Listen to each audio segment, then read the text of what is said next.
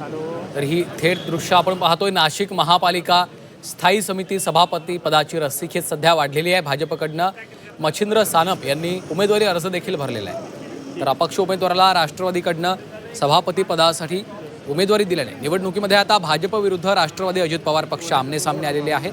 भाजपकडनं खबरदारी म्हणून भाजपच्या स्थायी समिती सदस्यांना अज्ञात स्थळी रवाना केलं जात आहे। त्याची ही सगळी थेट दृश्य आपण पाहतोय। सदस्यांचा घोडेबाजार रोखण्यासाठी आता भाजपकडनं खबरदारी घेण्यात आलेली आहे।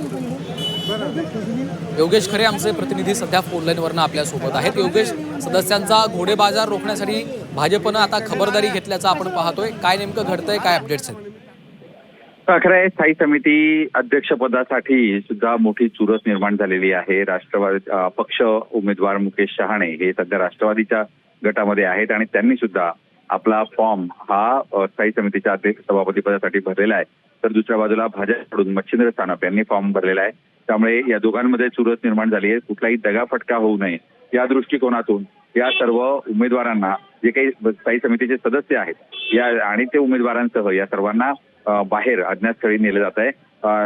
रामायण जे महापौरांचं बंगला आहे त्या बंगल्यातून आता हे सर्वजण एकत्रितपणे गाडीत बसलेले आहेत आणि आता सर्वजण एका अज्ञातस्थळी रवाना होत आहेत। एकूणच स्थायी समितीमध्ये कुठलीही अडचण होऊ नये किंवा कुठलाही दगाफटका होऊ नये या दृष्टिकोनातून भाजप ही काळजी घेताना दिसत आहे। निश्चितच आता भाजपकडनं ही खबरदारी घेतली जाते, काळजी घेतली जाते।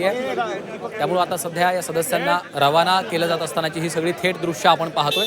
नाशिक महापालिका स्थायी समिती सभापती पदाची रस्सीखेच मात्र आता वाढल्याचं चित्र आपल्याला पाहायला मिळते, कारण भाजपकडनं मच्छिंद्र सानपांनी उमेदवारी अर्ज भरलेला आहे। तर अपक्ष उमेदवाराला राष्ट्रवादीकडनं सभापती पदासाठी उमेदवारी दिल्यामुळे निवडणुकीमध्ये आता भाजप विरुद्ध राष्ट्रवादी अजित पवार पक्ष आमने-सामने आल्याचं चित्र आपल्याला पाहायला मिळते आणि त्यातच आता भाजपकडनं ही खबरदारी घेतली जात आहे आणि म्हणूनच स्थायी समितीच्या सदस्यांना अज्ञात स्थळी नेलं जात आहे। आता हे सगळे सदस्य त्या ठिकाणी रवाना होत असतानाची ही दृश्य आपण पाहतो।